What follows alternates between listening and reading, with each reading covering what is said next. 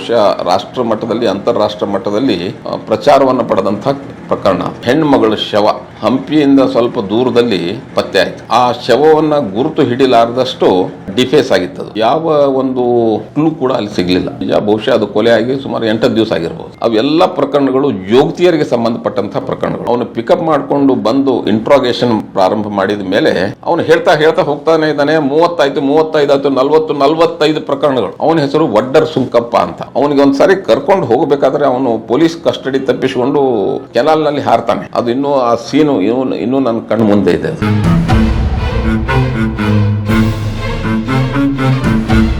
ಬಹಳ ಒಂದು ಇಂಟ್ರೆಸ್ಟಿಂಗ್ ಒಂದು ಪ್ರಕರಣದ ಕೊನೆಯಲ್ಲಿ ನಾವು ನಿಲ್ಲಿಸಿದ್ವಿ. ನಿಮ್ಮ ಹಾಸನದ ಹೊಳೆನರಸೀಪುರದ ಒಂದು ಘಟನೆ, ಒಂದು ಟ್ಯಾಂಕ್ ಉದ್ಘಾಟನೆ. ಆನಂತರ ತಮ್ಮ ಕರಿಯರ್ ಹೇಗಾಯ್ತು ಅಂತ ಕೇಳೋದು ಸರ್. ಬಹುಶಃ ಆ ಒಂದು ಘಟನೆ ಆದ ನಂತರ ಅದು ನನಗೊಂದು ಅಗ್ನಿ ಪರೀಕ್ಷೆ ಆಗಿತ್ತು. ಯಾಕಂದ್ರೆ ನನ್ನ ಸೇವೆಯ ಪ್ರಾರಂಭದಲ್ಲೇ ಇಂಥ ಒಂದು ಗಂಭೀರವಾದಂಥ ಸಮಸ್ಯೆ ಇಲಾಖೆಗೂ ಬಂದಿತ್ತು, ನನಗೂ ಬಂದಿತ್ತು. ಹೀಗಾಗಿ ಅದರ ಬಗ್ಗೆ ನಾನು ಬಹಳಷ್ಟು ಯೋಚನೆ ಮಾಡಬೇಕಾಯಿತು, ಅಧ್ಯಯನ ಮಾಡಬೇಕಾಯಿತು ಮತ್ತು ಒಂದು ಮೆಚ್ಯೂರಿಟಿಯನ್ನು ಸಂಪಾದನೆ ಮಾಡ್ಕೊಳ್ಬೇಕಾಗಿತ್ತು. ಈ ಥರದ ಸಂದರ್ಭಗಳು ಬಂದಾಗ ನಾವು ಯಾವ ರೀತಿಯ ತಪ್ಪುಗಳನ್ನ ಮಾಡಿದ್ದೇವೆ, ಅವುಗಳನ್ನ ಮುಂದೆ ಹೇಗೆ ಮಾಡಬಾರದು ಅನ್ನೋದ್ರ ಬಗ್ಗೆ ಒಂದು ಆತ್ಮಾವಲೋಕನೆ ಅನ್ನೋದನ್ನು ಅಲ್ಲಿ ಪ್ರಾರಂಭ ಮಾಡಿದೆ. ಅದು ನನಗನ್ನಿಸ್ತದೆ ನನ್ನ ಸೇವೆ ಪ್ರಾರಂಭದಲ್ಲಿ ನನಗಾದಂಥ ಒಂದು ಒಳ್ಳೆಯ ಅನುಭವ ಮತ್ತು ಆ ಅನುಭವ ನನ್ನ ಮುಂದಿನ ಸೇವೆಯಲ್ಲಿ ಬಹಳ ಅನುಕೂಲಕರವಾಯಿತು. ಯಾಕಂದರೆ ಮುಂದೆ ಅನೇಕ ನಾನು ಸಾರ್ವಜನಿಕ ಕಾನೂನು ಸುವ್ಯವಸ್ಥೆ ಪ್ರಕರಣಗಳನ್ನ ಎದುರಿಸಿದ್ದೇನೆ. ಆ ಸಂದರ್ಭದಲ್ಲಿ ನಾನು ಒಂದು ಸಂಯಮವನ್ನು ಹೇಗೆ ಕಾಪಾಡಬೇಕು ಮತ್ತು ಹೇಗೆ ನನ್ನ ಸಿಬ್ಬಂದಿಗಳಿಗೆ ಯಾವ ರೀತಿ ಪ್ರತಿಕ್ರಿಯೆ ಕೊಡಬೇಕು, ಯಾವ ಹಂತದಲ್ಲಿ ಯಾವ ರೀತಿಯ ಪ್ರತಿಕ್ರಿಯೆ ಕೊಡಬೇಕು, ಎಷ್ಟರ ಮಟ್ಟಿಗೆ ಬಲಪ್ರಯೋಗ ಮಾಡಬೇಕು, ಬಲಪ್ರಯೋಗ ಮಾಡೋಕ್ಕಿಂತ ಮುಂಚಿತವಾಗಿ ಏನೆಲ್ಲ ಮುನ್ನೆಚ್ಚರಿಕೆಗಳನ್ನ ತೆಗೆದುಕೊಳ್ಬೇಕು, ಇದರ ಬಗ್ಗೆ ಒಂದು ವಿಶೇಷವಾದಂಥ ಅನುಭವ ಆ ಸಂದರ್ಭದಲ್ಲಿ ನನಗಾಯಿತು. ಅದು ಮುಂದೆ ಬಹಳಷ್ಟು ಅನುಕೂಲವಾಗ್ತಾ ಬಂತು ನನಗೆ. ಅರಸೀಕೆರೆಯಲ್ಲಿ ನಾನು 1 ವರ್ಷ 2 ತಿಂಗಳಿದ್ದೆ. ಆವಾಗ ಸರ್ಕಾರ ಬದಲಾವಣೆ ಆಯಿತು. ಅವಾಗ ಒಂದು ವಿಶೇಷವಾದಂಥ ಒಂದು ಸಂದರ್ಭ ಬಂತು. ನನ್ನ ಸೂಪ್ರಿಂಟ್ ಆಫ್ ಪೊಲೀಸ್ ಆದಂಥ ಹಸ್ವಿ ಸಾಹೇಬ್ರಂತಿದ್ರು. ನಮ್ಮ ಮೆಂಟರು, ನಮ್ಮ ಗುರುಗಳು, ನಮ್ಮ ಮಾರ್ಗದರ್ಶಕರು, ಫಿಲಾಸಫರ್ ಅಂತಂದ್ರು ಅಡ್ಡಿಲ್ಲ, ಗೈಡು. ಅವರು ಒಂದು ದಿವಸ ಇದೆಲ್ಲ ಘಟನೆಗಳು ನಡೆದಾಗ ಆದ ನಂತರ ಇನ್ನು ಹೊಸ ಸರ್ಕಾರ 1983ಯಲ್ಲಿ ಸ್ಥಾಪನೆ ಆಗೋ ಸಂದರ್ಭದಲ್ಲಿ ಅವರು ನನ್ನನ್ನು ಒಬ್ಬ ಒಳ್ಳೆ ಜ್ಯೋತಿಷಿ ಹತ್ತಿರ ಕರ್ಕೊಂಡು ಹೋದರು. ಅವರು ಬಹಳ ಹೆಸರುವಾಸಿಯಾದಂಥ ಜ್ಯೋತಿಷಿ, ಮಾಧ್ಯಮಗಳಲ್ಲೆಲ್ಲ ಬಹಳಷ್ಟು ಸರ್ತೆ ಬರ್ತಿರ್ತಾರೆ. ಅವ್ರ ಹೆಸರನ್ನ ನಾನು ಹೇಳೋದಕ್ಕೆ ಇಚ್ಛೆ ಪಡಲ್ಲ ಇಲ್ಲಿ. ಅವರು ನನ್ನನ್ನು ಅವ್ರ ಹತ್ರ ಕರ್ಕೊಂಡು ಹೋಗಿ ಅಲ್ಲಿ ಅವರಿಗೆಲ್ಲ ನಮಸ್ಕಾರಗಳನ್ನ ಮಾಡಿ ಗುರುಗಳಿಗೆ ಒಂದು ಪ್ರಶ್ನೆಯನ್ನು ಅವ್ರು ಕೇಳಿದರು. ಇವನು ಹುಡುಗ ನಮ್ಮವನು, ಒಳ್ಳೆ ಹುಡುಗ ಇದ್ದಾನೆ, ಅವನಿಗೆ ಟ್ರಾನ್ಸ್ಫರ್ ಏನಾದರೂ ಆಗೋ ಸನ್ನಿವೇಶ ಇದೆಯಾ ಅಂತ ಕೇಳಿದರು. ಅವ್ರು ಹೇಳಿದರು, ಅವರು ಅವ್ರ ಹತ್ರ ಇರತಕ್ಕಂಥ ಏನು ಪಂಚಾಂಗಗಳನ್ನ ಇದನ್ನೆಲ್ಲ ನೋಡ್ಕೊಂಡು ಹೇಳಿದರು, ಸದ್ಯಕ್ಕೆ ಇವರಿಗೆ ಸ್ಥಳಾಂತರವಿಲ್ಲ ಅಂತ ಹೇಳಿಬಿಟ್ರು. ಸದ್ಯಕ್ಕೆ ಇವರಿಗೆ ಸ್ಥಳಾಂತರವಿಲ್ಲ ಅಂತ. ನನಗೆ ನನ್ನ ಮೇಲಾಧಿಕಾರಿ ಹಸ್ಬಿ ಸಾಹೇಬ್ರ ಜೊತೆಯಲ್ಲಿ ಒಂಥರದ ವಿಶೇಷವಾದಂಥ ಪ್ರೀತಿ ವಾತ್ಸಲ್ಯ ಸಲುಗೆ ಇದ್ದಿದ್ದರಿಂದ ನಾನು ಆ ಗುರುಗಳಿಗೆ ಕೇಳಿದೆ, ನಮ್ಮ SP ಸಾಹೇಬ್ರಿಗೆ ಏನಾದರೂ ಬದಲಾವಣೆ ಇದೆಯೋ ಹೇಗೆ ಅಂತ ಕೇಳಿದೆ. ಅದಕ್ಕೆ ಅವ್ರಿಗೂ ಹೇಳಿದರು ಅವರಿಗೆ ವರ್ಗಾವಣೆ ಇಲ್ಲ ಅಂತ. ಇದಾದ ಒಂದು 2 ತಿಂಗಳಲ್ಲೇ ನನಗೆ ಚಿತ್ರದುರ್ಗ ಬದಲಾವಣೆ ಆಯಿತು. ಹಸ್ಬಿ ಸಾಹೇಬರಿಗೆ ಶಿವಮೊಗ್ಗ ಜಿಲ್ಲೆ SP ಆಗಿ ವರ್ಗಾವಣೆ ಹೊಂದು. ಸುಳ್ಳಾಯಿತು ಅಂತ ಹೇಳಲ್ಲ, ನಾವಾಗೆ ಅವ್ರ ಹತ್ರ ಕೇಳೋದಕ್ಕೆ ಹೋಗಿದ್ದೀವಿ. ಅವರಾಗೇನೆ ನಮಗೆ ನಿಮ್ಮ ಭವಿಷ್ಯ ಹೇಳ್ತೀವಿ ಅಂತ ಬಂದಿರಲಿಲ್ಲ. ಪ್ರತಿ ಸಾರಿ ಹಾಗೆ ಆಗ್ತದಲ್ಲ, ಅದು ನಾವಾಗೇನೆ ಹೋಗ್ತೀವಿ, ನಾವಾಗೇನೆ ಕೇಳ್ತೀವಿ. ಕೆಲವೊಂದು ಸಾರಿ ಅದು ಕಾಕತಾಳೀಯವಾಗಿ ಸರಿನೂ ಇರ್ಬೋದು, ಸರಿ ಆಗ್ಬೋದು, ಅವ್ರು ಹೇಳಿದ ಸರಿ ಆ ಥರ ಬರ್ಬೋದು, ಕೆಲವೊಂದು ಸಂದರ್ಭದಲ್ಲಿ ಬರದೇ ಇರ್ಬೋದು. ಆದರೆ ಜ್ಯೋತಿಷ್ಯ ಶಾಸ್ತ್ರದ ಬಗ್ಗೆ ನನಗೆ ಒಂದು ವಿಶೇಷವಾದಂಥ ಒಂದು ಆಸಕ್ತಿ ಇದೆ. ಯಾಕಂದರೆ ಅನೇಕ ಜನ ನಾನು ನನ್ನ ಸೇವೆಯಲ್ಲಿ ಅವ್ರನ್ನ ಸಂಪರ್ಕದಲ್ಲಿ ಬಂದಿದ್ದೀನಿ. ನಾವೇನೋ ಈ ನಕಲಿ ಜ್ಯೋತಿಷಿಗಳನ್ನ ಬಿಟ್ಟುಬಿಡಿ, ನಿಮ್ಮನ್ನು ಮುಖಸ್ತುತಿ ಮಾಡೋದಕ್ಕಾಗಲಿ ಅಥವಾ ನಿಮ್ಮಿಂದ ಉಪಯೋಗ ತೆಗೆದುಕೊಳ್ಳೋದಕ್ಕಾಗಲಿ ನಿಮ್ಮ ಬಗ್ಗೆ ಗುಣಗಾನ ಮಾಡಿ ಒಳ್ಳೆಯದನ್ನು ಹೇಳ್ತಾರೆ. ಬಟ್ ಇನ್ನೂ ಹಲವಾರು ಜನ ಅದನ್ನು ಗ್ರಹಗತಿಗಳನ್ನ ಅಭ್ಯಾಸ ಮಾಡಿ ಒಂದು ಪ್ರಪೋರ್ಷನ್ ಏನಂತಾರೆ ಸ್ಟ್ಯಾಟಿಸ್ಟಿಕಲ್ ಡೇಟಾದ ಆಧಾರದ ಮೇಲೆ ಅವರು ಒಂದು ಪ್ರಿಡಿಕ್ಷನ್ಸ್ ಅನ್ನೋದು ಮಾಡ್ತಿರ್ತಾರೆ. ವೈಯಕ್ತಿಕವಾಗಿ ನನಗೆ ಇಂಥದ್ದಾಗ್ತದ, ನಾನು ಶ್ರೀಮಂತನಾಗ್ತೀನ, ನಾನು ಬಡವನಾಗ್ತೀನಿ ಅನ್ನೋದು ಅಲ್ಲ. ಅದು ಬಹುಶಃ ನನಗನ್ನಿಸ್ತದೆ ಅದು ತಪ್ಪು. ಓವರಾಲ್ ಹೇಗಿದೆ ನಮ್ಮ ಒಂದು ಇದು ಅಂದರೆ ಆರೋಗ್ಯ ಚೆನ್ನಾಗಿತ್ತು, ಓದು ಚೆನ್ನಾಗಿ ಬರ್ತಾ ಇತ್ತು ಅಂದರೆ ಆಟೋಮೆಟಿಕ್ಲಿ ಮನುಷ್ಯ ಮುಂದೆ ಹೋಗೋ ಸಾಧ್ಯತೆ ಇರ್ತದೆ. ಇಟ್ ಇಸ್ ನ್ಯಾಚುರಲ್ ಕಾರಲರಿ ಅದು. ಸೊ ಅದನ್ನೇನು ದೊಡ್ಡದಲ್ಲ. ಬಟ್ ಆದರೆ ಅವರು ಹೇಳಿಕೊಡ್ತಂತಹ ಕೆಲವೊಂದು ವಿಧಿವಿಧಾನಗಳೇನಿದೆ ಅದು ನಮ್ಮನ್ನು ನಾವೇ ಸುಧಾರಣೆ ಮಾಡೋದಕ್ಕೆ ಅನುಕೂಲ ಆಗ್ತದೆ. ಅವರು ಒಂದು ಹೋಮ ಮಾಡಿ ಅಂತ ಹೇಳ್ಬೋದು. ಈ ಹೋಮ ಏನೋ ಒಂದು ರಿಚುವಲ್, ಅದು ಆಚರಣೆ ಅದು ಅಷ್ಟೇ. ನೀವು ಅದನ್ನು ಶ್ರದ್ಧೆಯಿಂದ ಮಾಡಿದರೆ ಒಂದು ಅನುಕೂಲ ಅದರಿಂದ ಆಗ್ತದೆ. ಏನಂತಂದರೆ ಸಮಸ್ಯೆ ಬದಲಾವಣೆ ಆಗಲ್ಲ. ಆ ಸಮಸ್ಯೆಗೆ ನೀವು ಯಾವ ರೀತಿಯಲ್ಲಿ ಪ್ರತಿಕ್ರಿಯೆ ಕೊಡ್ತೀರಿ ಅದರಲ್ಲಿ ಸುಧಾರಣೆಯನ್ನು ತರ್ಕೊಳ್ಬೋದು. ಅದರಲ್ಲಿ ನಾವು ಅಂದರೆ ಸರ್ಕಮ್ಸ್ಟಾನ್ಸಸ್ ವಿಲ್ ನಾಟ್ ಚೇಂಜ್. ಉದಾಹರಣೆ ಏನೇ ಒಂದು ಘಟನೆ, ಈಗ ನನಗೊಂದು ಆಪತ್ತು ಬರೋದಿದೆ ಅಂತ ತಿಳ್ಕೊಳ್ಳಿ, ಆ ಸರ್ಕಮ್ಸ್ಟಾನ್ಸಸ್ ಚೇಂಜ್ ಆಗಲ್ಲ.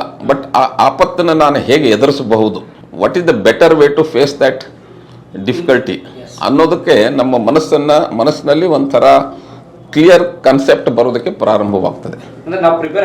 ಪ್ರಿಪೇರ್ ಆಗ್ತೀವಿ ಅದಕ್ಕೆ. ಮತ್ತು ಅದಕ್ಕೆ ಯಾವ ರೀತಿ ಒಂದು ರೆಸ್ಪಾನ್ಸನ್ನು ನಾವು ಬದಲಾವಣೆ ಮಾಡ್ಕೊಂಡು ಹೋಗ್ಬೋದು. ಅದಕ್ಕೆ ಆ ರೆಸ್ಪಾನ್ಸನ್ನು ಚೇಂಜ್ ಮಾಡೋದ್ರಿಂದ ಸಮಸ್ಯೆ ಎಷ್ಟು ದೊಡ್ಡದಾಗಿದೆಯೋ ಅಷ್ಟು ದೊಡ್ಡದಾಗಿ ಆಗಲ್ಲ, ಅದು ಬಗೆಹರಿಬಹುದು.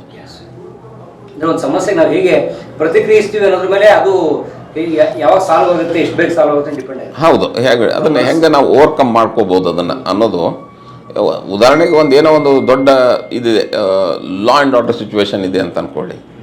ಅಲ್ಲಿ 2-3 ಆಪ್ಷನ್ಸ್ ಇರ್ತದೆ. ತಕ್ಷಣವೇ ಬಲ ಪ್ರಯೋಗನ ಮಾಡಿಬಿಡೋದು, ಗುಂಡು ಹಾರಿಸ್ಬಿಡೋದು, ಅಲ್ಲಿ ಸಾವು ನೋವುಗಳಾಗ್ತದೆ. ಮತ್ತೊಂದು, ಅಥವಾ ನೀವು ಏನೇ ಮಾಡದೇ ಇರೋದು, ಅದರಿಂದ ಈ ದಂಗೆಯಲ್ಲಿ ಸಾಕಷ್ಟು ಸಾವು ನೋವುಗಳು ಸಾರ್ವಜನಿಕರಿಗೆ ಸ್ವಸ್ತಿಗೆ ಆಗಬಹುದು. ನಾವು you have to strike a balance.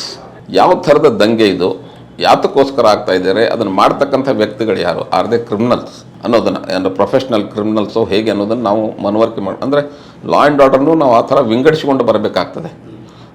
ಉದಾಹರಣೆಗೆ ಒಂದು ಕಮ್ಯುನಲ್ ಡಿಸ್ಟರ್ಬೆನ್ಸ್ ಇದೆ ಅಂತ ತಿಳ್ಕೊಳ್ಳಿ. ಇದು ಭಾಳ ಸ್ಪಷ್ಟವಾಗಿ ನಮ್ಮ ಮ್ಯಾನ್ಯುಯಲ್ಗಳಲ್ಲಿ ಕೂಡ ಬರೆದಿದ್ದಾರೆ. ಕಮ್ಯುನಲ್ ಗಲಾಟೆ ಇದು ವೈಲ್ಡ್ ಫೈರ್ ಥರ ಹಬ್ಬಿ ಬಿಡ್ತದೆ, ಕಾಡ್ಗಿಚ್ಚ ಥರ ಹಬ್ಬಿ ಬಿಡ್ತದೆ ಎಲ್ಲ ಕಡೆಗೆ. ಅದು ಇಲ್ಲಿ ಒಂದು ಘಟನೆ ಆದ್ರೆ ಅದು ಎಲ್ಲ ಕಡೆಗೆ ಬೇರೆ ಬೇರೆಗಳಿಗೆ ಮತೀಯ ಗಲಭೆಗಳು ಪ್ರಾರಂಭವಾಗ್ತವೆ.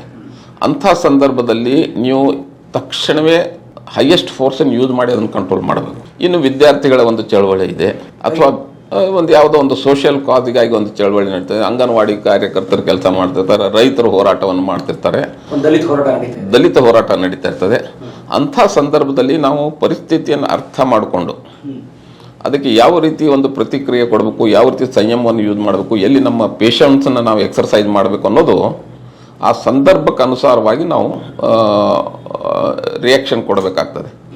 ಆ ದೃಷ್ಟಿಯಲ್ಲಿ ನನಗನ್ನಿಸ್ತದೆ ನಾವು ಯೋಚನೆ ಮಾಡ್ತಕ್ಕಂಥ ರೀತಿಯಲ್ಲಿ ಬದಲಾವಣೆಗಳನ್ನು ತರೋದಕ್ಕೆ ಸಾಧ್ಯವಿದೆ. ಸೊ ಅದೇ ರೀತಿ ಜ್ಯೋತಿಷ್ಯ ಶಾಸ್ತ್ರದಲ್ಲಿ ಕೂಡ ನೀವು ಹೇಗೆ ರಿಯಾಕ್ಟ್ ಮಾಡಬಹುದು.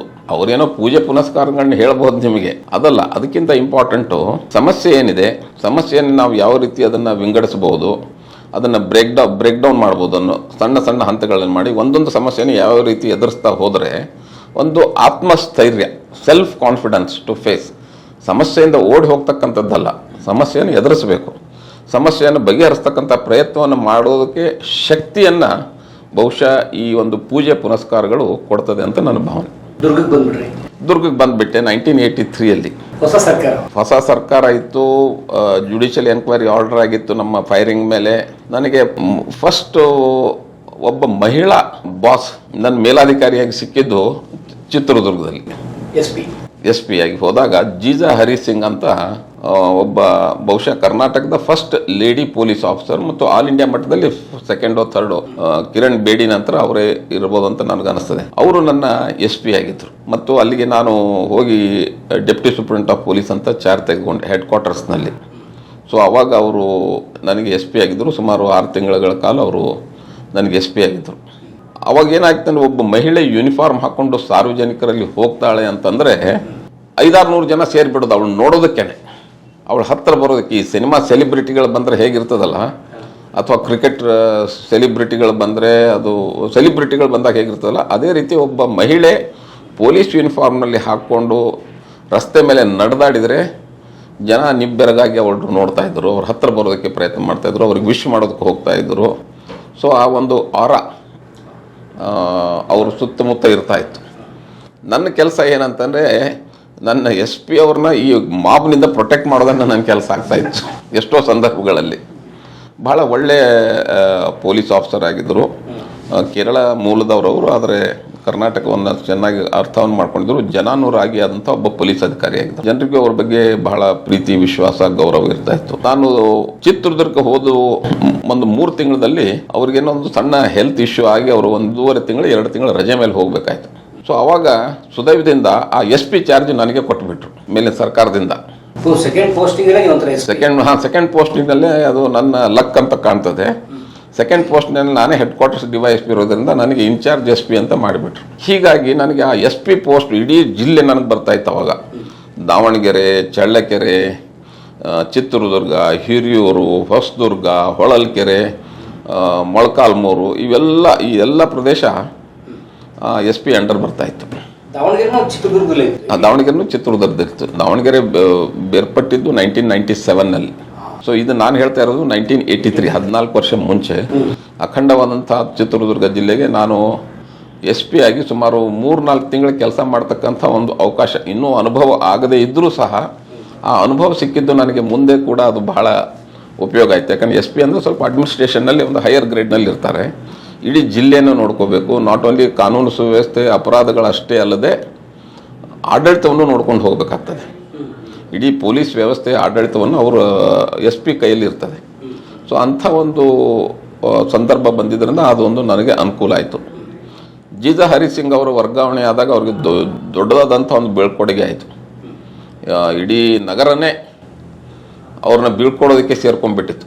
ಪರೇಡ್ ಗ್ರೌಂಡ್ನಲ್ಲಿ ಅವ್ರದ್ದೊಂದು ಮೆರವಣಿಗೆ ಕೂಡ ಆಯಿತು. ಒಂದು ಕುರ್ಚಿ ಮೇಲೆ ಅವ್ರನ್ನ ಕೂಡಿಸಿ ಸುತ್ತೆಲ್ಲ ಪಲ್ಲಕ್ಕಿಯಲ್ಲಿ ಹೇಗೆ ಸ್ವಾಮಿಗಳನ್ನ ಕೂಡಿಸಿಕೊಂಡು ಸುತ್ತಾಡ್ತಾರೋ ಆ ಥರ ಒಂದು ಪರಿಸ್ಥಿತಿಯನ್ನು ನಾನು ನೋಡಿದ್ದೇನೆ. ಅವರು ಮೇಡಮ್ ಹೋದ ತಕ್ಷಣ ನನಗೆ ಬಂದವರು ಮತ್ತೊಬ್ಬ ಬಹಳ ದಕ್ಷ ಮತ್ತು ಒಳ್ಳೆಯ ಪೊಲೀಸ್ ಅಧಿಕಾರಿ ಶಂಕರ್ ಮಹಾದೇವ್ ಬಿದರಿ, ದುರ್ಗಕ್ಕೆ ಎಸ್ ಪಿ ಆಗಿ ಬಂದರು ಅವರು. ಅದಕ್ಕಿಂತ ಪೂರ್ವದಲ್ಲಿ ನನಗೆ ಶಂಕರ್ ಬಿದರಿ ಅವರ ಪರಿಚಯ ಆಗಿತ್ತು. ಯಾಕಂದರೆ ಅವರು ತಿಪ್ಟೂರಿನಲ್ಲಿ ASP ಆಗಿದ್ದರು, ನಾನು ಅರಸೀಕೆರೆ. ಅಕ್ಕಪಕ್ಕದ ಸಬ್ ಡಿವಿಷನ್ಗಳೆರಡು, ಅಂತರ ಕೇವಲ 14-15 ಕಿಲೋಮೀಟರ್. ಸೊ ಬಹಳ ಪ್ರೊಫೆಷ್ನಲ್ ಆದಂಥ ಒಬ್ಬ ಪೊಲೀಸ್ ಅಧಿಕಾರಿ ಆಗಿದ್ದರು ಅವರು. ಅಂದರೆ ಪೊಲೀಸ್ ಕೆಲಸವನ್ನು ಸಂಪೂರ್ಣವಾಗಿ ಅರಗಿಸಿಕೊಂಡು ಕುಡಿದಂಥ ಒಬ್ಬ ವ್ಯಕ್ತಿನ ನಾನು ನೋಡಿದ್ದ ಆ ಸಂದರ್ಭದಲ್ಲಿ. ಎಲ್ಲ ವಿಷಯಗಳ ಬಗ್ಗೆ, ಆಡಳಿತದ ಬಗ್ಗೆ ಇರ್ಬೋದು, ಕಾನೂನಿನ ಬಗ್ಗೆ ಇರ್ಬೋದು, ಲಾ ಆ್ಯಂಡ್ ಆರ್ಡರ್ ಸಿಚುವೇಶನ್ಗಳ ಬಗ್ಗೆ ಇರ್ಬೋದು, ಅಪರಾಧಗಳ ಬಗ್ಗೆ ಇರ್ಬೋದು, ಎಲ್ಲ ವಿಷಯಗಳನ್ನ ಸಂಪೂರ್ಣವಾಗಿ ಅವರು ಕರಗಿಸ್ಕೊಂಡ್ಬಿಟ್ಟಿದ್ರು. ಮತ್ತು ಮೊಂಡ ಧೈರ್ಯ ಕೂಡ ಇತ್ತು. ಯಾಕಂದರೆ ನಾನು ಇಲ್ಲಿವರೆಗೆ ಇಷ್ಟು ಸರ್ವಿಸ್ನಲ್ಲಿ ಶಂಕರ್ ಬಿದರಿ ಅವರಂಥ ಮೊಂಡ ಧೈರ್ಯವನ್ನು, ಅಂದರೆ ಎದೆಗಾರಿಕೆ ಅಂಥ ಅಧಿಕಾರಿ. ಸೊ ಹೀಗಾಗಿ ಶಂಕರ್ ಬಿದರಿ ಅವ್ರ ಜೊತೆಯಲ್ಲಿ ಕೆಲಸ ಮಾಡೋಕ್ಕೂ ಅವಕಾಶ ಸಿಕ್ಕಿದ್ದು ಕೂಡ ನನ್ನ ಪುಣ್ಯ ಅಂತ ಆ ಸಂದರ್ಭದಲ್ಲಿ ನನಗೆ ಅನಿಸ್ತದೆ. ಇದ್ರ ಬಗ್ಗೆ ನಾನು ಮುಂದೆ ಹೇಳ್ತೀನಿ. ಯಾಕಂದರೆ STFನಲ್ಲಿ ಏನೇನಾಯಿತು, ಹೇಗೆ ಆಯಿತು ಅನ್ನೋದ್ರ ಬಗ್ಗೆ ನಾನು ಅವ್ರ ಜೊತೆಯಲ್ಲೇ ಕೆಲಸ ಮಾಡಿದ್ವಿ. ಆವಾಗ ಅವರಿಗೆ ನನ್ನ ಬಗ್ಗೆ ಕೂಡ ಒಂದು ವಿಶ್ವಾಸ, ಗೌರವ, ಪ್ರೀತಿ. ಯಾಕಂದ್ರೆ ನನ್ನ ಕೆಲಸವನ್ನು ಅವ್ರು ನೋಡ್ತಾ ಇದ್ರು, ನಾನು ನನ್ನ ಮೇಲಾಧಿಕಾರಿ ಕೆಲಸವನ್ನು ನೋಡ್ತಾ ಇದ್ದೆ. ನನಗೆ ಅವ್ರು ಹೇಗೆ ಮಾಡ್ತಾರೆ, ಏನು ಮಾಡ್ತಾರೆ, ಅವ್ರ ವ್ಯಕ್ತಿತ್ವ ಹೇಗಿದೆ ಅನ್ನೋದನ್ನು. ಹೀಗಾಗಿ ಅವರಲ್ಲಿರ್ತಕ್ಕಂಥ ಅನೇಕ ಒಳ್ಳೆಯ ಗುಣಗಳನ್ನು, ಅಂದರೆ ಪೊಲೀಸ್ ಆಡಳಿತಕ್ಕೆ ಸಂಬಂಧಪಟ್ಟಂಥದ್ದನ್ನು ನಾನು ಅವರಿಂದ ಗ್ರಹಿಸಿಕೊಳ್ಳೋದಕ್ಕಾಗಿ ಒಂದು ಅನುಕೂಲವಾದಂಥ ಪರಿಸ್ಥಿತಿ ಆಯಿತು. ಅದೇ ರೀತಿ ಅವ್ರಿಗೂ ಸಹ ನನ್ನ ಕೆಲಸವನ್ನು ನೋಡ್ತಾ ಬಂದವರು, ಒಬ್ಬ ಇವನು ಒಳ್ಳೆ ಪೊಲೀಸ್ ಅಧಿಕಾರಿ ಆಗೋದಕ್ಕೆ ಯೋಗ್ಯನಾಗಿದ್ದಾನೆ, ನಿಷ್ಠುರವಾಗಿದ್ದಾನೆ, ಟಫ್ ಆಗಿದ್ದಾನೆ, ಮತ್ತು ಯಾವುದೇ ಅವ್ರಿಗೆ ಸಮಸ್ಯೆಯನ್ನು ಕೊಟ್ಟರೆ ಅದು ಮುಗಿಯೋವರೆಗೆ ಅವ್ರು ಕೈ ಬಿಡಲ್ಲ ಅಂತಕ್ಕಂಥ ಆ ಸಂದರ್ಭದಲ್ಲಿ ಅವ್ರಿಗೆ ಮನವರಿಕೆ ಆಯಿತು. ಅದೇ ಪ್ರೀತಿ, ವಿಶ್ವಾಸ ಇವತ್ತಿನ ದಿವಸ ಕೂಡ ನಮಗಿದೆ.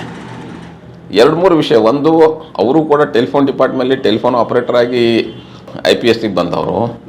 ನಾನು ಕೂಡ ಟೆಲಿಫೋನ್ ಡಿಪಾರ್ಟ್ಮೆಂಟ್ನಲ್ಲಿ ಜೂನಿಯರ್ ಇಂಜಿನಿಯರ್ ಆಗಿ ಪೊಲೀಸ್ ಡಿಪಾರ್ಟ್ಮೆಂಟಿಗೆ ಬಂದವನು. ಅವರು ಕೂಡ ಉತ್ತರ ಕರ್ನಾಟಕದವನು, ನಾನು ಕೂಡ ಉತ್ತರ ಕರ್ನಾಟಕ. ಇಬ್ಬರಿಗೂ ಒಂಥರ ಏನು ಹುಂಬತನ ಇತ್ತು. ನಿಜವಾಗಿ ಹೇಳಬೇಕಂದ್ರೆ ಒಂದು ಮೊಂಡತನ, ಹುಂಬತನ ಇಬ್ಬರಲ್ಲೂ ಇತ್ತು. ಅದು ವಯೋಸಹಜವಾಗಿತ್ತು. ಆ ಪ್ರದೇಶದ ಒಂದು ಇದು ವಾತಾವರಣಕ್ಕೆ, ನಮ್ಮ ಊರ ಕಡೆಗೆಲ್ಲ ಒಂಥರ ಈ ಹುಂಬತನ ಸ್ವಲ್ಪ ಜಾಸ್ತಿ. ಅಂದರೆ ಧಾಟ್ ಬಾಟ್ ಗಲಾಟೆ ಇದನ್ನು ಮಾಡ್ಕೊಂಡು, ಈಗ ನೀವು ಇವತ್ತಿನ ದಿವಸ ರಾಜಕೀಯದವ್ರನ್ನ ಕೆಲವೊಂದು ಜನ ನೋಡ್ತಾ ಇರ್ಬೋದು, ಆ ಕಡೆಯವ್ರು ಹೇಗೆ ಇದನ್ನು ಮಾಡ್ತಾರಂತ.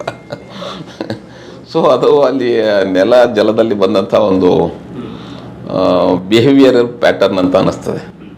ಸೊ ಹೀಗಾಗಿ ಶಂಕರ್ ಬಿದರಿ ಅವ್ರ ಹತ್ರ ಕೂಡ ಕೆಲಸ ಮಾಡೋದಕ್ಕೆ ಒಳ್ಳೆಯ ಅವಕಾಶ ಸಿಕ್ತು.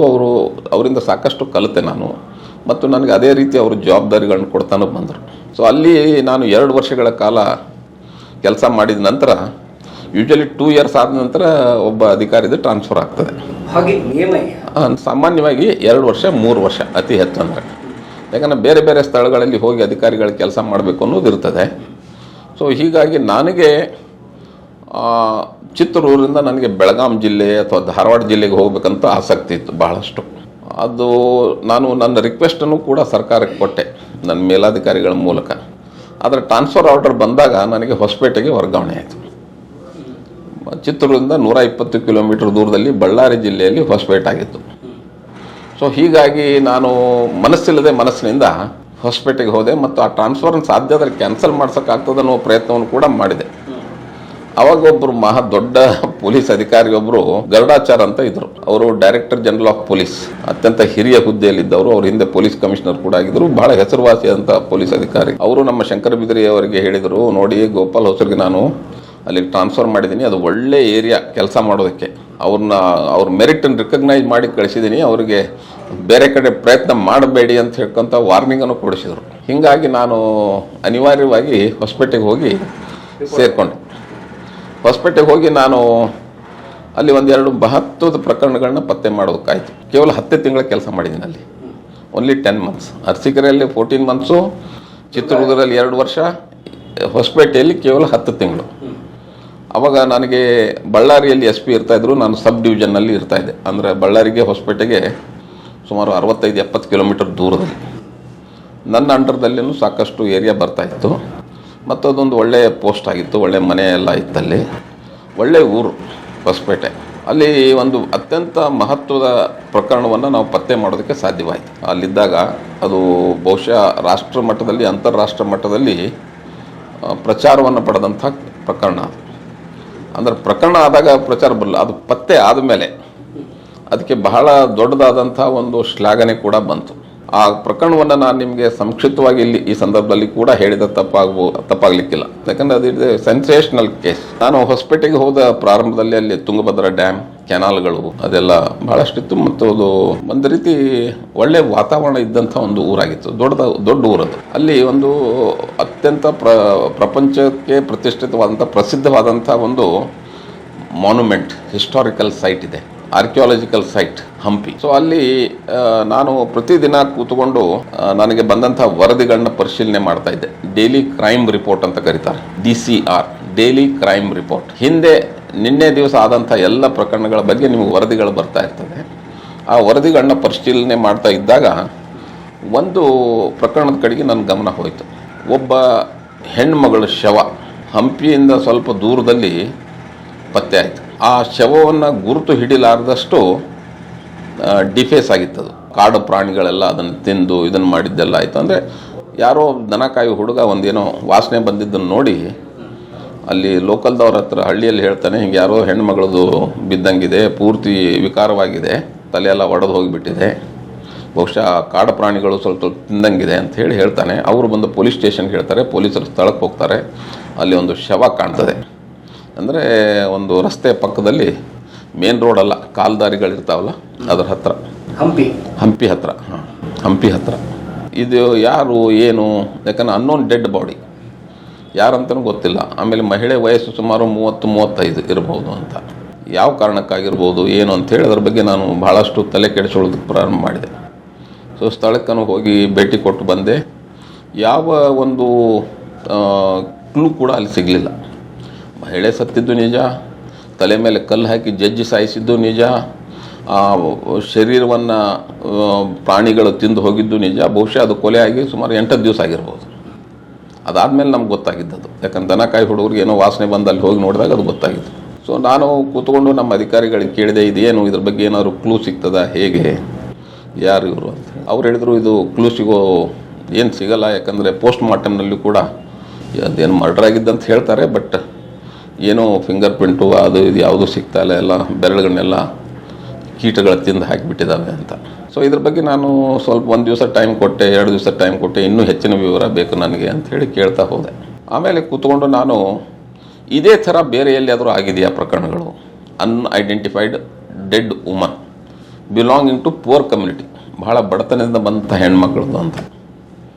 ಸೊ ನಾನು ಆಮೇಲೆ ಅದನ್ನು ಇನ್ಫಾರ್ಮೇಷನ್ ಹಳೇದೆಲ್ಲ ತೆಗೆಯೋಕೆ ಸ್ಟಾರ್ಟ್ ಮಾಡಿದೆ. ಒಂದು 3-4 ವರ್ಷದಲ್ಲಿ ಈ ಥರ ಅದೇ ಪ್ರದೇಶದಲ್ಲಿ ಸುಮಾರು 10-15 ಕಿಲೋಮೀಟರ್ ಸುತ್ತಮುತ್ತಲಲ್ಲಿ ಈ ಥರ ಅಂತ ಸುಮಾರು 6-7 ಕೇಸುಗಳು ಇತ್ತು. ಅದೆಲ್ಲ ಪೊಲೀಸ್ ಸ್ಟೇಷನ್ನಲ್ಲಿ ದಾಖಲೆಯಾಗಿ ರಿಜಿಸ್ಟ್ರೇಷನ್ ಆಗಿ ಕ್ಲೋಸ್ ಆಗಿ ಹೋಗಿತ್ತು. ಅನ್ಐಡೆಂಟಿಫೈಡ್ ಡೆಡ್ ವುಮನ್ ಅಂತ ಪ್ರಯತ್ನ ಮಾಡಿದ್ವಿ, ಯಾರು ಅಂತ ಗೊತ್ತಾಗಿಲ್ಲ, ಯಾರೂ ವಾರಸುದಾರರು ಕೂಡ ಪತ್ತೆ ಆಗಿಲ್ಲ, ಯಾರೂ ಬಂದು ಕ್ಲೇಮ್ ಮಾಡಿಲ್ಲ ಈ ಬಾಡಿನ. ಪೋಸ್ಟ್ ಮಾರ್ಟಮ್ನಲ್ಲಿ ಕಾಸ್ ಆಫ್ ಡೆತ್ ಕೊಟ್ಟುಬಿಟ್ಟಿದ್ದಾರೆ, ಬಟ್ ಐಡೆಂಟಿಟಿನೇ ಇಲ್ಲ ಅಂತ. Unclaimed dead body. ಸೊ ಇದು ಇಂಥವು ಸಾಕಷ್ಟು ಪ್ರಕರಣಗಳಾಗ್ತಾ ಇದ್ದಾಗ ನಾನೊಂದು ಟೀಮನ್ನು ಕಾನ್ಸ್ಟಿಟ್ಯೂಟ್ ಮಾಡಿದೆ. ಇದ್ರ ಹಿನ್ನೆಲೆಯಲ್ಲಿ ಏನಾದರೂ ಇರಲೇಬೇಕಿದ್ದು.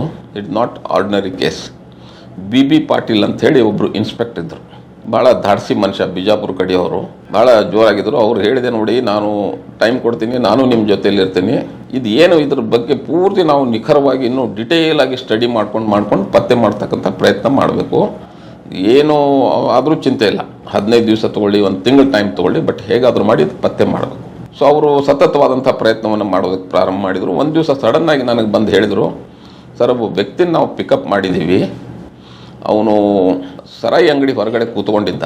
ಆ ಸರಾಯಿ ಅಂಗಡಿ ಅವನಿಗೆ ಆ ಸರಾಯಿ ಕೊಟ್ಟಿದ್ದಕ್ಕೆ ಅವನು ಬೆಳ್ಳಿ ಇದನ್ನು ಕೊಡ್ತಾ ಇದ್ದ, ಏನು ಈ ನಮ್ಮ ಲಾಕೆಟ್ನಲ್ಲಿ ಇರ್ತಾವಲ್ಲ, ಡಾಲರ್ ಟೈಪ್ ಇರ್ತದಲ್ಲ, ಅದನ್ನು ಕೊಡ್ತಾ ಇದ್ದ ಅಂತ. ಸೊ ಸಡನ್ನಾಗಿ ನಮಗೆ ಕಲ್ಪನೆ ಬಂತು, ಯಾವ ಹೆಣ್ಣು ಮಗಳು ಸತ್ತಿದ್ಲಲ್ಲ ಅವೆಲ್ಲ ಪ್ರಕರಣಗಳು ಜೋಗ್ತಿಯರಿಗೆ ಸಂಬಂಧಪಟ್ಟಂಥ ಪ್ರಕರಣಗಳು. ನಿಮ್ಗೆ ಗೊತ್ತಿರ್ಬೋದು, ನಮ್ಮ ಉತ್ತರ ಕರ್ನಾಟಕದಲ್ಲಿ ಜೋಗ್ತಿಯರು, ದೇವದಾಸಿಯರು ಅಂತ ಒಂದು ಸಂಸ್ಕೃತಿ ಇದೆ. ಈ ಯಲ್ಲಮ್ಮನ ಗುಡ್ಡದಲ್ಲಿ ಆಗಲಿ ಅಥವಾ ಕೊಪ್ಪಳದಲ್ಲಿ ಇರ್ತಕ್ಕಂಥ ಹುಲಿಗೆಮ್ಮನ ದೇವಸ್ಥಾನದ ಹೊರಗಡೆಗೆ ಸಾಲಾಗಿ ಹೆಣ್ಮಕ್ಳು ಕೂತ್ಕೊಂಡು ಭಿಕ್ಷೆ ಬೇಡ್ತಿರ್ತಾರೆ. ಅವರು ಜಡೆ ಎಲ್ಲ ಇದು ಕಟ್ಟಿರ್ತದೆ, ಅವರು ತಮ್ಮ ಕೊರಳಲ್ಲಿ ಸುಮಾರು 10-15 ಸರಗಳನ್ನ ಹಾಕ್ಕೊಂಡಿರ್ತಾರೆ. ಅದರಲ್ಲೆಲ್ಲ ಸಣ್ಣ ಸಣ್ಣ ಬೆಳ್ಳಿ ನಾಣ್ಯಗಳು, ದೇವರ ಇದೆಲ್ಲ ಇರ್ತದೆ, ಅಂಥದ್ದು ಹಾಕ್ಕೊಂಡಿರ್ತಾರೆ. ಸೊ ಇದು ಜೋಗ್ತಿಗೆ ಸಂಬಂಧಪಟ್ಟದ್ದು ಅಂಥೇಳಿ ಅವನಿಗೆ ಪಿಕಪ್ ಮಾಡ್ತಾರೆ. ಅವನು ಪಿಕಪ್ ಮಾಡಿಕೊಂಡು ಬಂದು ಇಂಟ್ರಾಗೇಷನ್ ಪ್ರಾರಂಭ ಮಾಡಿದ ಮೇಲೆ ಅವನು ಹೇಳ್ತಾ ಹೋಗ್ತಾನೆ ಇದ್ದಾನೆ. 35 40 ಪ್ರಕರಣಗಳು. ಅವನ ಹೆಸರು ವಡ್ಡರ್ ಸುಂಕಪ್ಪ ಅಂತ. ನೀವು ಇವತ್ತಿಗೂ ಸಹಿತ ಗೂಗಲ್ ಸರ್ಚ್ ಮಾಡಿದರೆ ಇಂಡಿಯಾ ಟುಡೇದಲ್ಲಿ ದೊಡ್ಡದ ಆರ್ಟಿಕಲ್ ಬಂದು, ಇಂಡಿಯಾ ಟುಡೇ ಅಂತ ಪ್ರತಿಷ್ಠಿತವಾದಂಥ ಮ್ಯಾಗ್ಝಿನ್ನಲ್ಲಿ ಒಂದು ಒಳ್ಳೆ ಆರ್ಟಿಕಲ್ ಬಂದಿದೆ ಇದ್ರ ಬಗ್ಗೆ, ವಡ್ಡರ್ ಸುಂಕಪ್ಪ ಅಂತ. ಸೊ ಅವನಿಗೆ ಪಿಕಪ್ ಮಾಡಿ ಅವನು ಇಂಟ್ರಾಗೇಷನ್ ಮಾಡಿ ಅವನು 40-45 ಪ್ರಕರಣಗಳನ್ನ ಒಂದಾದ್ಮೇಲೆ ಒಂದು ಹೇಳ್ತಾ ಹೋಗ್ತಾನೆ. ಸಾಹೇಬ್ರೆ ಅಲ್ಲಿ ಮಾಡಿದ್ದೀನಿ, ಸಾಹೇಬ್ರೆ ಇಲ್ಲಿ ಆಗಿದೆ, ಅಲ್ಲಿ ಇಂಥದ್ದು ಮಾಡಿದ್ದೀನಿ ಅಂತೇಳಿ. ನಮಗೆ ನಂಬೋದಕ್ಕಾಗ್ತಾ ಇಲ್ಲ, ಇಷ್ಟೆಲ್ಲ ಮಾಡೋದಕ್ಕೆ ಸಾಧ್ಯ ಇದೆಯಾ ಅಂತ. ಆಮೇಲೆ ಬೇರೆ ಬೇರೆ ಪೊಲೀಸ್ ಸ್ಟೇಷನ್ ಲಿಮಿಟ್ಸ್ನಲ್ಲಿ, ಬರೀ ಹೊಸಪೇಟೆ ಸುತ್ತಮುತ್ತ ಅಷ್ಟೇ ಅಲ್ಲ, ಅಲ್ಲಿ ಸೌದತ್ತಿ ಸುತ್ತಮುತ್ತ, ಕೊಪ್ಪಳ ಡಿಸ್ಟಿಕ್ನಲ್ಲಿ ಹುಲಿಗೆಮ್ಮನ ಪ್ರದೇಶದ ಸುತ್ತಮುತ್ತ ಇಂಥವು ಸಾಕಷ್ಟು ಕೇಸುಗಳು. ನಮಗೆ ತಲೆ ಕೆಟ್ಟೋಯ್ತು, ಇದೇನಪ್ಪ ಇದು ಅಂತ. ಸೊ ಡಿಟೇಲ್ ಇನ್ವೆಸ್ಟಿಗೇಷನ್ ಮಾಡ್ತಾ ಹೋಗಿ ಎಲ್ಲ ಪ್ರದೇಶಗಳಿಗೆ ಅವನಿಗೆ ಒಂದು ಸಾರಿ ಕರ್ಕೊಂಡು ಹೋಗಬೇಕಾದ್ರೆ ಅವನು ಪೊಲೀಸ್ ಕಸ್ಟಡಿ ತಪ್ಪಿಸಿಕೊಂಡು ಕೆನಾಲ್ನಲ್ಲಿ ಹಾರ್ತಾನೆ, ಎಸ್ಕೇಪ್ ಆಗ್ತಾನೆ. ತುಂಗಭದ್ರಾ ಕೆನಾಲ್ನಲ್ಲಿ, ಹೈ ಲೆವೆಲ್ ಕೆನಾಲ್ದಲ್ಲಿ ಹೋಗಿ ಡೈವ್ ಮಾಡಿ ಕೈಯಲ್ಲಿ ಇನ್ನೂ ಹ್ಯಾಂಡ್ ಕಫ್ ಇದೆ, ಜೀಪ್ನಲ್ಲಿ ಹಿಂದೆ ಕೂತಿರ್ತಾನೆ. ಪೊಲೀಸರ ಕೈ ತಪ್ಪಿಸಿಕೊಂಡು ಕೆನಾಲ್ ಪಕ್ಕದಲ್ಲಿ ಒಂದು ಡೆಡ್ ಬಾಡಿ ಹಾಕಿದ್ದೀನಿ ಅಂತ ಹೇಳಿರ್ತಾನೆ ಅವನು. ಅದನ್ನು ತೋರ್ಸಕ್ಕೆ ಕರ್ಕೊಂಡು ಹೋದಾಗ ಅದನ್ನು ತೊಗೊಂಡು ಹೋಗಿ ಹಾರಿಬಿಡ್ತಾನೆ. ಸುದೈವದಿಂದ ನಮ್ಮ ಇನ್ಸ್ಪೆಕ್ಟರ್ಗೆ ಒಳ್ಳೆ ಈಜುಗಾರಿಕೆ ಬರ್ತಾಯಿತ್ತು, BB ಪಾಟೀಲ್ಗೆ ಮತ್ತು ಅವನ ಸ್ಟಾಫಿಗೆ. ಅವರು ಕೂಡ ಡೈವ್ ಮಾಡಿಕೊಂಡು ಅವನು ಒದ್ದು ಹಿಡಿದು ಎಳ್ಕೊಂಡು ಬಂದು ಹೊರಗಡೆ ತೊಗೊಂಡ್ಬರ್ತಾರೆ. ಈ ಸರ್ವೈವ್ಡ್. ಆಮೇಲೆ ತುಂಬ ಹರಿವು ಕೆನಾಲು, ಭಾಳ ಧೈರ್ಯ ಬೇಕಂತದನ್ನು ರೆಸ್ಕ್ಯೂ ಮಾಡೋದ್ರಲ್ಲಿ. ಅದನ್ನು ಮಾಡಿದ್ರದು, ಅದು ಇನ್ನೂ ಆ ಸೀನು ಇನ್ನೂ ನನ್ನ ಕಣ್ಣು ಮುಂದೆ ಇದೆ. ಅದು ಸೊ ಅವನಿಗೆ ಕರ್ಕೊಂಡು ಬಂದು ಆಮೇಲೆ ಆ ಕೇಸ್ಗಳನ್ನ ಎಲ್ಲ ಕಡೆಗೆ ಎಲ್ಲೆಲ್ಲಿ ಆಗಿತ್ತು ಅಷ್ಟೊಂದು 35-40 ಕೇಸ್ಗಳು, ಅವನ್ನೆಲ್ಲವನ್ನ ಅದ್ರ ಬಗ್ಗೆ ಮಾಹಿತಿ ಕೂಡ ಇರಲಿಲ್ಲ ಮಾಡಿ ಅವನಿಗೆ ಜೀವಾವಧಿ ಶಿಕ್ಷೆ ಆಯಿತು ರಾಯಚೂರು ಸೆಷನ್ಸ್ ಕೋರ್ಟ್ನಲ್ಲಿ. ಸೊ ಅವನಿಗೆ ಎಲ್ಲಿದ್ದಾನು ಕೂಡ ಗೊತ್ತಿಲ್ಲ, ಒಂದು ಜೀವಾವಧಿ ಶಿಕ್ಷೆ ಆಯಿತು ಅವನಿಗೆ. ಇಷ್ಟೊಂದು ಕೊಲೆ ಪ್ರಕರಣ ಮಾಡಿದ್ದನ್ನು ಫಸ್ಟ್ ಟೈಮ್ ನಮ್ಮ ಕರ್ನಾಟಕ ಇತಿಹಾಸದಲ್ಲಿ ಒಂದು ಮನುಷ್ಯ 45-46 ಕೊಲೆ ಪ್ರಕರಣಗಳನ್ನ ನಾನು ಮಾಡಿದ್ದೀನಿ ಅಂತ ಒಪ್ಪಿಕೊಂಡು ಜಾಗಗಳನ್ನ ತೋರಿಸಿದ್ದಾನೆ. ಅವನು ಮೋಡಸ್ ಆಪರೆಂಡಿ ಬಹಳ ಸರಳವಾಗಿತ್ತು. ಯಾಕಂದರೆ ಅವನು ಮನೆ ಬಿಟ್ಟು ಹೊರಗೆ ಬಂದುಬಿಟ್ಟಿದ್ದ. ಅವರ ಅಣ್ಣ ಒಬ್ಬನು ಪ್ರೈಮರಿ ಸ್ಕೂಲ್ ಟೀಚರ್ ಇದ್ದ ನರಗುಂದ ತಾಲೂಕಿನಲ್ಲಿ. ಇವನು ಮನೆ ಬಿಟ್ಟು ಹೊರಗೆ ಬಂದವನು ಮನೆಗೆ ಹೋಗ್ತಾ ಇರಲಿಲ್ಲ. ಇವನಿಗೆ ಕುಡಿಯೋ ಚಟ ಬಹಳ. ಸೊ ಇವನು ಏನು ಮಾಡ್ತಾ ಇದ್ದ ಅಂತಂದರೆ, ಈ ಹುಲಿಗೆಮ್ಮನ ದೇವಸ್ಥಾನ ಅಥವಾ ಯಲ್ಲಮ್ಮನ ದೇವಸ್ಥಾನ ಎಲ್ಲಿ ಜೋಗ್ತಿಯರು ದೇವಸ್ಥಾನದ ಹೊರಗಡೆ ಕೂತ್ಕೊಂಡಿರ್ತಾರೆ, ಇವನು ಅವ್ರ ಹತ್ರ ಹೋಗಿ ಪಕ್ಕದಲ್ಲಿ ಕೂತ್ಕೊಳ್ಳೋದು. ಇವನು ಭಿಕ್ಷುಂಗ್ ಟೈಪನೇ.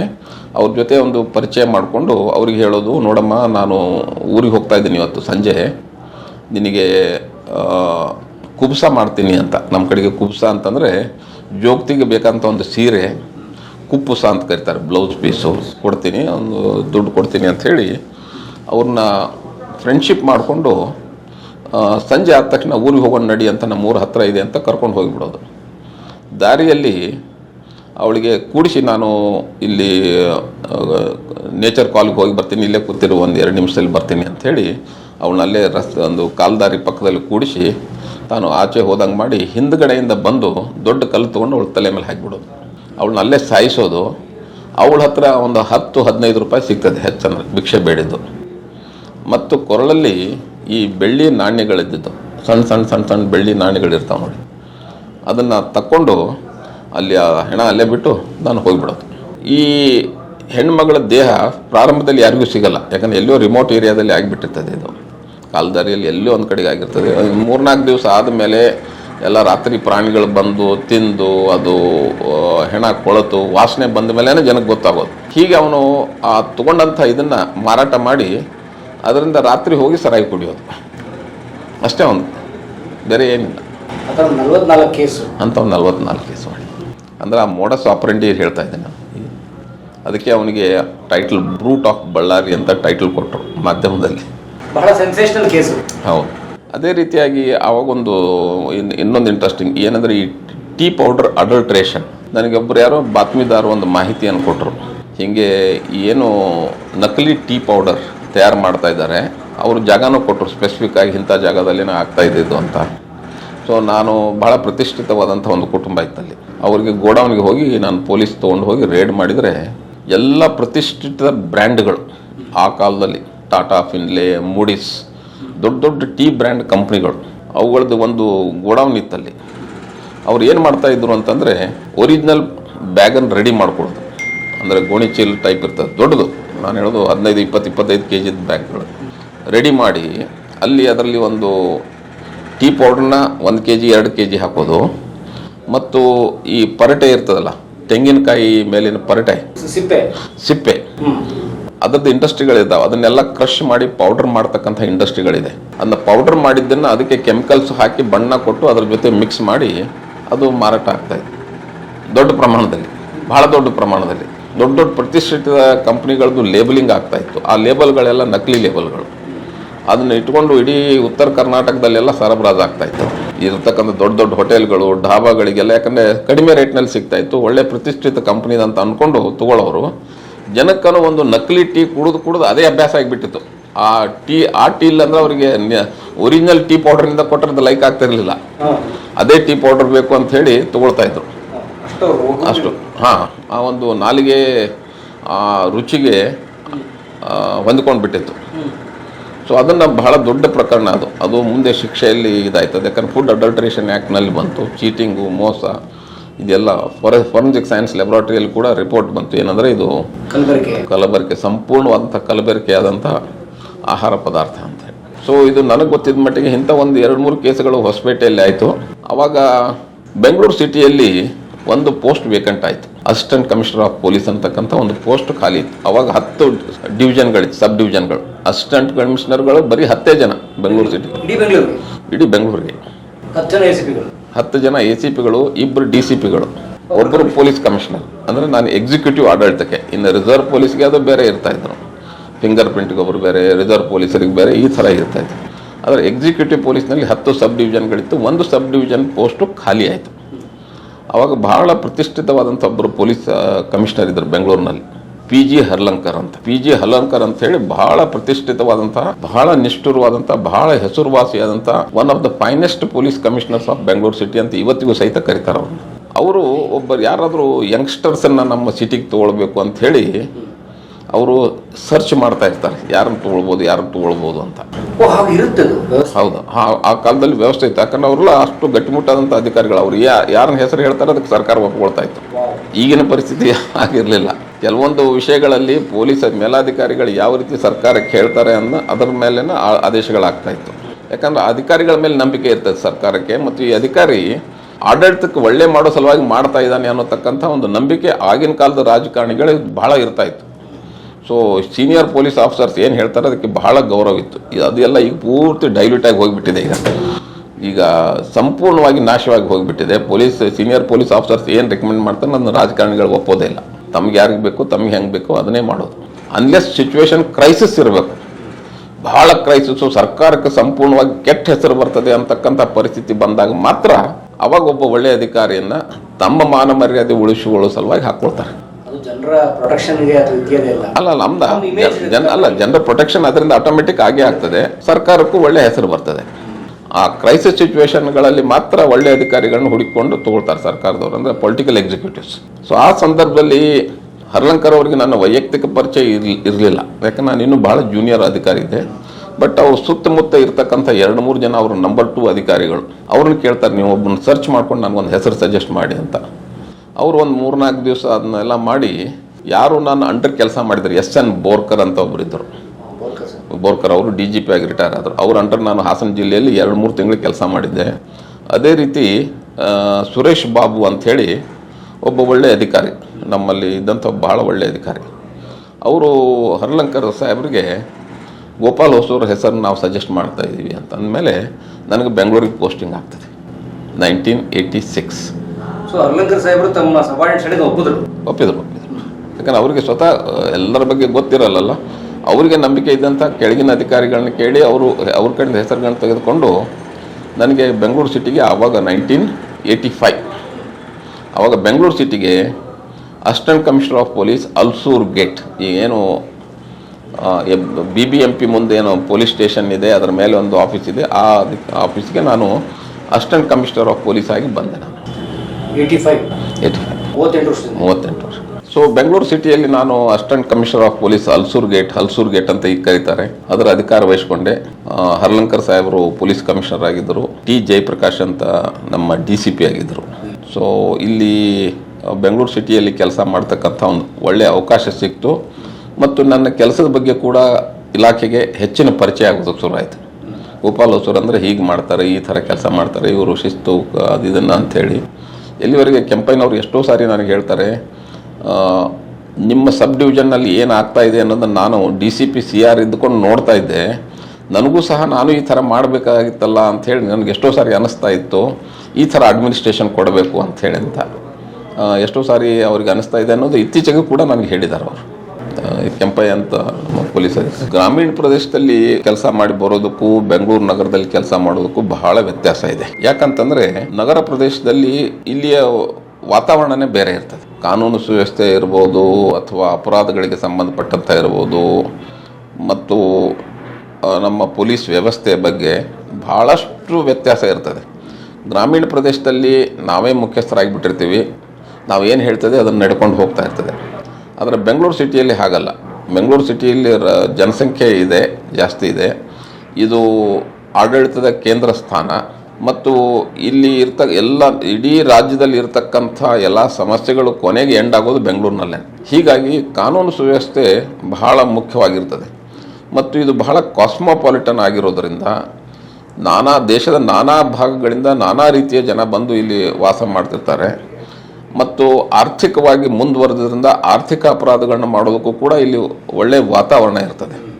ಸೊ ಆ ದೃಷ್ಟಿಯಲ್ಲಿ ಲಾ ಆ್ಯಂಡ್ ಆರ್ಡರ್ ಇರ್ಬೋದು, ಅಥವಾ ಕ್ರೈಮ್ ಇರ್ಬೋದು, ಟ್ರಾಫಿಕ್ ಇರ್ಬೋದು, ಬೇರೆ ಊರುಗಳನ್ನ ಬೆಂಗಳೂರಿಗೆ ಹೋಲಿಕೆ ಮಾಡೋಕ್ಕಾಗಲ್ಲ. ಬೆಂಗಳೂರಿನ ಮೆಟ್ರೋಪಾಲಿಟನ್ ಸಿಟಿಗಳ ಜೊತೆನೇ ಕಂಪೇರ್ ಮಾಡಬೇಕು. ಈ ರಾಜ್ಯದಲ್ಲಿ ಆಗ್ತಕ್ಕಂಥ ಅಪರಾಧಗಳಲ್ಲಿ 30 to 35% ಅಪರಾಧಗಳು ಬೆಂಗಳೂರಿನಲ್ಲೇ ಆಗ್ತದೆ. 35% ಏನು ಇಡೀ ರಾಜ್ಯದ ಟೋಟಲ್ ಅಪರಾಧಗಳಿದೆ, ಅದರ 35ರಿಂದ 40% ಅಪರಾಧಗಳು ಬೆಂಗಳೂರು ನಗರದಲ್ಲಿ ಆಗ್ತದೆ, 1/3. ಅದೇ ರೀತಿ ಕಾನೂನು ಸುವ್ಯವಸ್ಥೆಯ ಪ್ರಕರಣಗಳು ಇಲ್ಲಿ ಸಂಪೂರ್ಣ, ಯಾಕಂದರೆ ಎವ್ರಿಥಿಂಗ್ ಇಸ್ ಸೆನ್ಸಿಟಿವ್ ಇಲ್ಲಿ. ಯಾಕಂದರೆ ಬಹಳ ಸೆನ್ಸಿಟಿವ್ ಎಸ್ಟಾಬ್ಲಿಷ್ಮೆಂಟ್ಗಳಿದೆ, ದೊಡ್ಡ ದೊಡ್ಡ ಕಂಪ್ನಿಗಳಿದೆ, ಲೇಬರ್ ಫೋರ್ಸ್ ಜಾಸ್ತಿ ಇದೆ, ಕಾನೂನು ಕೋರ್ಟ್ಗಳೆಲ್ಲ ಇಲ್ಲೇ ಇದ್ದಾವೆ. ಸೊ ಸಂಪೂರ್ಣವಾಗಿ ಇದು ಅಂತಂದರೆ ಬಹಳ ಚಾಲೆಂಜಿಂಗ್ ಇದು. ಆಮೇಲೆ ಪರಿಸ್ಥಿತಿ ಮಿನಿಟ್ ಟು ಮಿನಿಟ್ ಚೇಂಜ್ ಆಗ್ತಾ ಹೋಗ್ತಿರ್ತದೆ ಇಲ್ಲಿ. ಮತ್ತು ಇಲ್ಲಿ ಐಡೆಂಟಿಟಿ ಅನ್ನೋದಿರಲ್ಲ, ಇಂಪರ್ಸ್ನಲ್ ಆಗಿರ್ತಾರೆ. ಸೊ ಯಾರೋ ಬರ್ತಾರೆ, ಅಪರಾಧ ಮಾಡ್ತಾರೆ, ಎಲ್ಲಿಗೂ ಹೋಗಿಬಿಡ್ತಾರೆ. ಸೊ ಅದನ್ನು ಪತ್ತೆ ಮಾಡೋದು ಕೂಡ ಬಹಳ ಕಷ್ಟವಾಗಿರ್ತದೆ. ಸೊ ಆ ದೃಷ್ಟಿಯಲ್ಲಿ ನಾನು ಹಲ್ಸೂರ್ ಗೇಟ್ ಸಬ್ ಡಿವಿಷನ್ಗೆ ಬಂದಾಗ ಅದು ನಗರದ ಅತ್ಯಂತ ಪ್ರತಿಷ್ಠಿತವಾದಂಥ ಒಂದು ಉಪವಿಭಾಗ ಆಗಿತ್ತು, ನಗರದ ಮಧ್ಯ ಭಾಗದಲ್ಲಿ ಆಗಿತ್ತು. ಹೀಗಾಗಿ ನನಗೆ ಸಾಕಷ್ಟು ಅನುಭವ, ಅಂದರೆ ಪೊಲೀಸ್ ಕೆಲಸದ ಬಗ್ಗೆ ಹೆಚ್ಚಿನ ಅನುಭವ ಮತ್ತು ಬೇರೆ ಉಪವಿಭಾಗಗಳಲ್ಲಿ ಯಾವ ರೀತಿ ಕೆಲಸವನ್ನು ಮಾಡ್ತಾ ಇದ್ದಾರೆ, ಈ ನಗರದ ವಾತಾವರಣ ಹೇಗಿದೆ, ಇಲ್ಲಿ ಹೈಯರಾರ್ಕಿ ಹೇಗಿದೆ, ಕಮಾಂಡ್ ಸ್ಟ್ರಕ್ಚರ್ ಹೇಗಿದೆ, ಇದ್ರ ಬಗ್ಗೆ ತಿಳ್ಕೊಳ್ಳೋದಕ್ಕೆ ನನಗೆ ಸ್ವಲ್ಪ ಟೈಮ್ ಹಿಡಿತು. ಉತ್ಸಾಹ ಇತ್ತು, ಉತ್ಸುಕತೆ ಇತ್ತು, ಮಾಡಬೇಕು ಅನ್ನೋದು. ಅದನ್ನು ಹೇಗೆ ಮಾಡಬೇಕು ಅನ್ನೋದು ಇಂಪಾರ್ಟೆಂಟ್ ಆಗಿತ್ತು. ಹೀಗಾಗಿ ನಾನು ಬೇರೆ ಅಧಿಕಾರಿಗಳನ್ನ ನೋಡ್ತಾ ಇದ್ದೆ, ಅವ್ರು ಯಾವ ರೀತಿ ಮಾಡ್ತಾ ಇದ್ದಾರೆ, ಅವ್ರ ಪರಿಸ್ಥಿತಿಯನ್ನು ಹೇಗೆ ಹ್ಯಾಂಡಲ್ ಮಾಡ್ತಾ ಇದ್ದಾರೆ, ಲಾ ಆ್ಯಂಡ್ ಆರ್ಡರ್ ಆಗಲಿ, ಕ್ರೈಮ್ ಆಗಲಿ ಅಥವಾ ಅಡ್ಮಿನಿಸ್ಟ್ರೇಷನ್ ಆಗಲಿ ಎಲ್ಲವನ್ನು. ಸೊ ಇದೊಂದು ವಿಭಿನ್ನ ರೀತಿಯ ಒಂದು ಅನುಭವ ನನಗೆ ಪ್ರಾರಂಭದಲ್ಲೇ ಸಿಕ್ತು, ಒಂದು ಒಳ್ಳೆಯ ಅವಕಾಶ ಸಿಕ್ತು ನನಗಲ್ಲಿ. ಸೊ ಇಲ್ಲಿ ಬಂದು ಸುಮಾರು 2 ವರ್ಷಗಳ ಕಾಲ 1986 to 88 ನಾನು ಅಲ್ಸೂರು ಗೇಟ್ನ ACP ಆಗಿ ಕೆಲಸ ಮಾಡಿದೆ. ಅದು ನನಗನ್ನಿಸ್ತದೆ ನನ್ನ ಪ್ರೊಫೆಷ್ನಲ್ ಲೈಫ್ನಲ್ಲಿ, ಪೊಲೀಸ್ ಪ್ರೊಫೆಷ್ನಲ್ ಲೈಫ್ನಲ್ಲಿ ನಗರ ಪೊಲೀಸ್ ವ್ಯವಸ್ಥೆ ಬಗ್ಗೆ, ನಗರ ಪೊಲೀಸ್ನಲ್ಲಿ ಮಾಡ್ತಕ್ಕಂಥ ಕೆಲಸದ ಬಗ್ಗೆ ಬಹಳ ಒಳ್ಳೆಯ ಅಡಿಪಾಯವನ್ನು ನನಗೆ ಹಾಕಿಕೊಟ್ಟು ಮುಂದೆ ನಾನು DCP ಆದಾಗ, ಜಾಯಿಂಟ್ ಕಮಿಷನರ್ ಆದಾಗ, ಅಡಿಷನಲ್ ಕಮಿಷನರ್ ಆದಾಗ ಬಹಳ ಉಪಯೋಗಕ್ಕೆ ಬಂತು. ಬಹುಶಃ ಇಡೀ ನಮ್ಮ ಪೊಲೀಸ್ ವ್ಯವಸ್ಥೆಯಲ್ಲಿ ಒಬ್ಬ ಅಧಿಕಾರಿ ಅಂದರೆ IPS ಅಧಿಕಾರಿಯಾಗಿರೋ ಅಥವಾ ಡೈರೆಕ್ಟ್ DYSP ಆಗಿ ಅತಿ ಹೆಚ್ಚು ಸಮಯವನ್ನು ಬೆಂಗಳೂರು ಸಿಟಿ ಪೊಲೀಸ್ನಲ್ಲಿ ಎಕ್ಸಿಕ್ಯೂಟಿವ್ ಬ್ರ್ಯಾಂಚ್ನಲ್ಲಿ ಕಳೆದವನಂತಂದ್ರೆ ಬಹುಶಃ ನನಗೆ ಅನ್ನಿಸ್ತದೆ. ಯಾಕಂದ್ರೆ ನಾನು ಸುಮಾರು 12-13 ಜನ ಪೊಲೀಸ್ ಕಮಿಷನರ್ ಅಂತ ಕೆಲಸ ಮಾಡಿದ್ದೆ. ದೊಡ್ಡ ಜರ್ನಿ ಅದು ಬೆಂಗಳೂರು ಸಿಟಿದು. ಹೀಗಾಗಿ ನನಗೆ ಬೆಂಗಳೂರು ಸಿಟಿ ಬಗ್ಗೆ ಒಂದು ವಿಶೇಷವಾದಂಥ ಅನುಭವ ಸಿಕ್ತು. ಯಾಕಂದರೆ ಇಲ್ಲೇ ACP ಆಗಿದ್ದೆ, ಪ್ರಮೋಷನ್ ಆಗಿ ಬೇರೆ ಕಡೆ ಹೋಗಿ ವಾಪಸ್ ಬಂದಮೇಲೆ ಇಲ್ಲೇ DCP ಆದೆ. DCP ಆಗಿ ಸುಮಾರು 4 ವರ್ಷಗಳ ಕಾಲ DCP ಸೆಂಟ್ರಲ್ ಆಗಿದೆ. ಕೇಂದ್ರ ಸ್ಥಾನ ಅದು, most important critical area of Bengaluru central. ಅಂದರೆ ವಿಧಾನಸೌಧದಿಂದ ಸುತ್ತಮುತ್ತ ಒಂದು 5-6 ಕಿಲೋಮೀಟ್ರ್, 6-7 ಕಿಲೋಮೀಟ್ರದಷ್ಟು ನನ್ನ ವ್ಯಾಪ್ತಿಗೆ ಬರ್ತದೆ. ಪ್ರಮೋಷನ್ ಆದ ತಕ್ಷಣ ನನಗೆ ಇಲ್ಲೇ ಸಿಟಿಯಲ್ಲೇ joint commissioner reserve police and administration ಅಂತ ಮಾಡಿದರು. ಅದಾದ 1.5 ವರ್ಷದಲ್ಲೇ ನನಗೆ ಜಾಯಿಂಟ್ ಕಮಿಷನರ್ ಕ್ರೈಮ್ ಅಂತ ಕೆಲಸ ಮಾಡೋಕ್ಕೆ ಅವಕಾಶ ಸಿಕ್ತು. ಜಾಯಿಂಟ್ ಪೊಲೀಸ್ನರ್ ಕ್ರೈಮ್ ಅದು ಒಂದೇ ಒಂದು ಹುದ್ದೆ ಇತ್ತು ಅವಾಗ. ಸೊ ಇಡೀ ನಗರ ನನ್ನ ವ್ಯಾಪ್ತಿಗೆ ಬರ್ತಾಯಿತ್ತು ಮತ್ತು ಅಪರಾಧಕ್ಕೆ ಸಂಬಂಧಪಟ್ಟಂಥ ಎಲ್ಲ ವಿಷಯಗಳು ನಾನು ಗಮನಿಸಬೇಕಾಗ್ತಾಯಿತ್ತು. ಅಲ್ಲಿ ಸುಮಾರು 3.5-4 ವರ್ಷಗಳ ಕಾಲ ನಾನು ಅಲ್ಲಿ ಕೆಲಸ ಮಾಡ್ತಕ್ಕಂಥ ಒಂದು ಒಳ್ಳೆಯ ಅವಕಾಶ ಸಿಕ್ತು as joint commissioner crime. So ಹೀಗೆ ಪ್ರಾರಂಭದಲ್ಲಿ ನನಗೆ ಏನು ACP ಅಂತ ಬೆಂಗಳೂರು ಸಿಟಿಯಲ್ಲಿ ಕೆಲಸ ಮಾಡ್ತಕ್ಕಂಥ ಒಂದು ಅವಕಾಶವನ್ನು ಹರ್ಲಂಕರ್ ಸಾಹೇಬರು ಕಲ್ಪಿಸಿಕೊಟ್ರು. ಅದು ನನಗೆ ಮುಂದೆ ಬೆಂಗಳೂರು ಸಿಟಿಗೆ ಮೇಲಾಧಿಕಾರಿಯಾಗಿ ಬಂದಾಗ ಬೆಂಗಳೂರು ಸಿಟಿಯ ಸ್ಥಿತಿಗತಿಗಳ ಬಗ್ಗೆ, ಇಲ್ಲಿ ವಾತಾವರಣದ ಬಗ್ಗೆ, ಇಲ್ಲಿ ಆಗು ಹೋಗುಗಳ ಬಗ್ಗೆ ನನಗೆ ಜ್ಞಾನ ಇತ್ತು. ಹೀಗಾಗಿ ಮುಂದಿನ DCP ಅಥವಾ ಜಾಯಿಂಟ್ ಕಮಿಷನರ್, ಅಡಿಷನಲ್ ಕಮಿಷನರ್ ಹುದ್ದೆಗಳನ್ನ ಹೆಚ್ಚು ಪರಿಣಾಮಕಾರಿಯಾಗಿ ನಿರ್ವಹಿಸೋದಕ್ಕೆ ಸಾಧ್ಯವಾಯಿತು.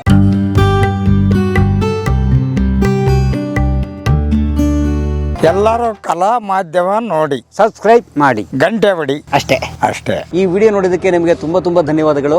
ಪುಸ್ತಕಗಳನ್ನ ಓದು ಮನಸ್ಸನ್ನು ಅರಳಿಸುತ್ತೆ, ಬುದ್ಧಿಯನ್ನು ಚುರುಕು ಮಾಡುತ್ತೆ, ಕಾಣದ ಹೊಸ ಲೋಕವನ್ನು ಪರಿಚಯಿಸುತ್ತೆ. ಹಾಗಾಗಿ ಓದುವ ಸಂಸ್ಕೃತಿ ಹೆಚ್ಚಾಗ್ಲಿ. ಧನ್ಯವಾದ.